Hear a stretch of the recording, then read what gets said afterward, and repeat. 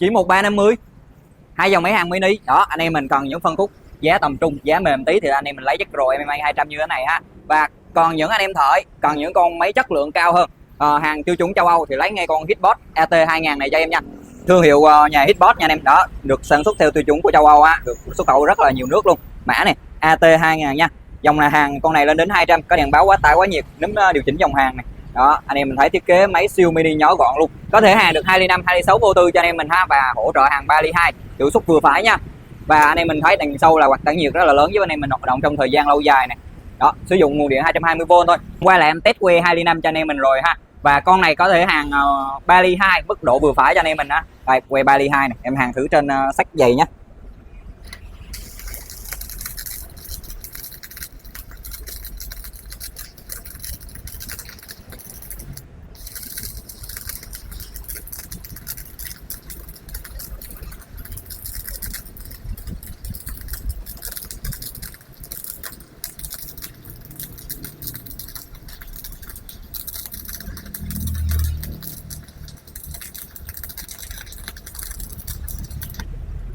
Đó, anh em mình thấy hàng 3 ly 2 không?